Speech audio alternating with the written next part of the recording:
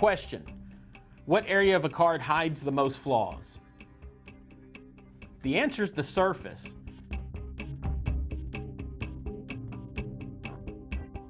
The surface seems like the most obvious part of a card. That's the first part that we see, but it also can be the most deceiving. And so we need to look into the surface, figure out what it is that we need to look for to help you get better grades. So in a simplistic way here, we're really looking at two types of surfaces, what I'll call a chrome surface and a paper surface. Now, when we talk about paper surface, that can be anything back to T206 cards up into 2024 Top Series 1. They're all the paper stock. The other type is the chrome, like the Panini Prisms or Topps Chrome, Bowman Chrome, those types of chromium surfaces.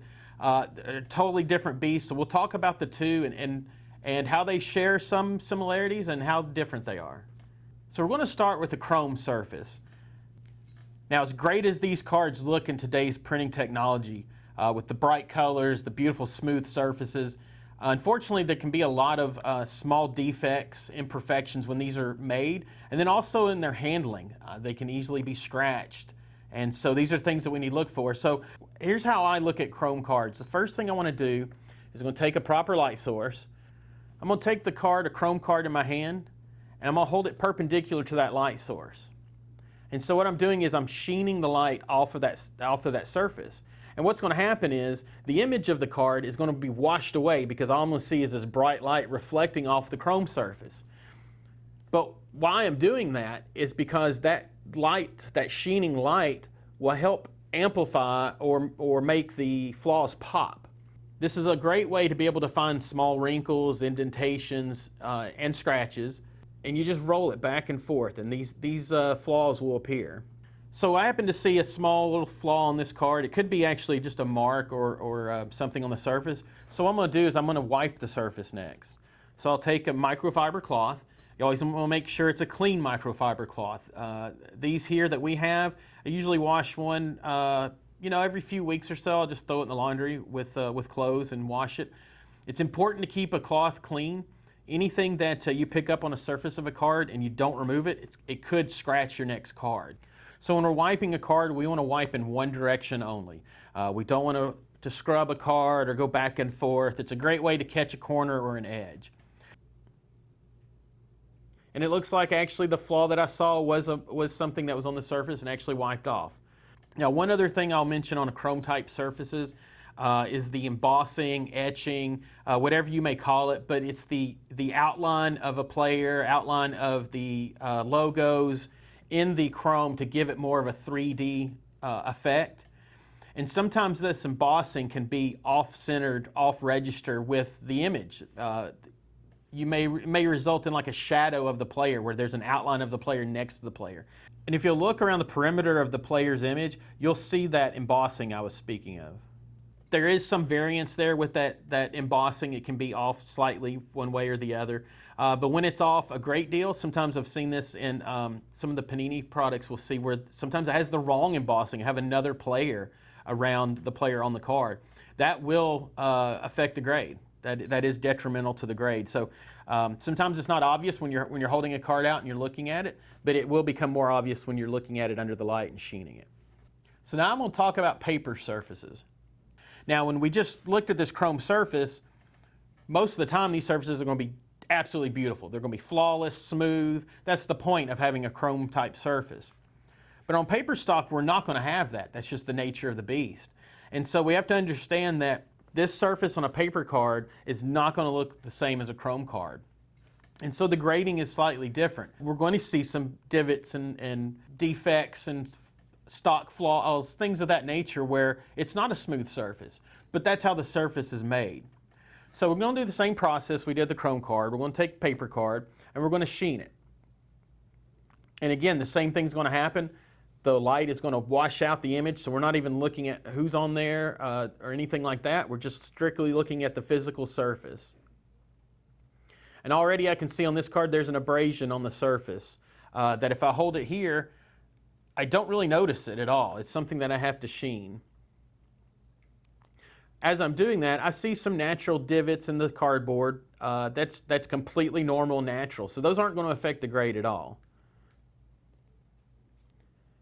And again, just like on chrome cards, we talked about looking for wrinkles and things like that on the back. Same thing on a paper card, front and back. This is a great way to see small wrinkles, even creases that you may have missed, and we'll see those in sheening the card. Now, paper cards can be wiped the same as a chrome card. You want to take a little more care with the surface. Again, having that clean cloth is important. Paper surface will scratch just as easy as a chrome surface. So I'm going to take my cloth, go in one direction.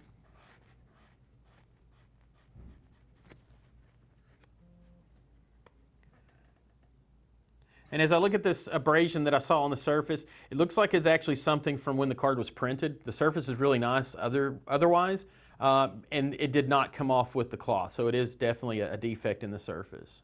Now, the big question is, how do scratches, dimples, indentations, how do those weigh into the grade? And we'll start on a chrome card. You know, a chrome card, very slight, small scratches. Some might call them micro scratches, fine lines.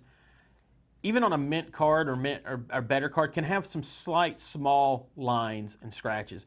The big thing is when we're talking about very small flaws is where they're located. You know, a very small scratch on a player's face is going to be more detrimental than if it was in the background somewhere. And that just comes down to eye appeal.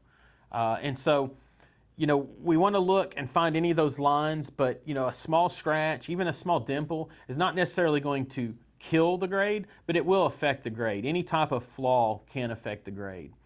Just like I mentioned with the embossing being off register from the player or the logos, and that too can affect the grade. Now, another big question that we get is, what's the difference between cleaning a surface and altering a surface? There are many kits and other things out there today that people claim can clean cards and take scratches off of chrome cards. And you know, while there are ways that you can take some scratches off, you know, there's a fine line between altering and cleaning. What we recommend is, again, it's a clean microfiber cloth. That's the best way to be able to clean a surface and not alter a surface, not scratch a surface. So we've looked at our card, we've wiped our card down. We now know what the surface is going to look like when we submit the card.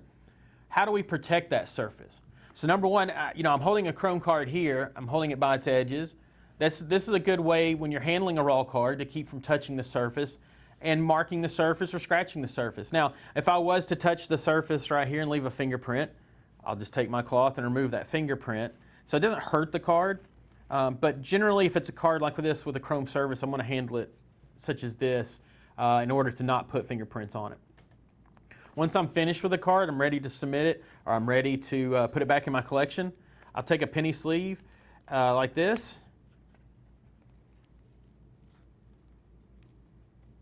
And I always use a penny sleeve before putting a card in a top loader, card saver, whatever holder you prefer. I prefer the card savers, but the penny sleeve is important, especially if it's in a top loader, because the card can move around and it definitely will scratch surface. So I always use a penny sleeve no matter what type of holder. And the same is for paper cards. I want to protect those as well. I want to put those in a penny sleeve and then inside a holder. So understanding the surface of your card and understanding how to look at the surface of the card is going to help you when you're submitting your cards. It's going to help you find the small flaws that you probably missed before, and it may help with your frustration of getting cards back in lower grades. Now that you know how to look at the surface of a card and better determine what card to submit, you're going to get better grades. And don't forget, check out more CGC Card Grade School videos to learn more about cards and grading.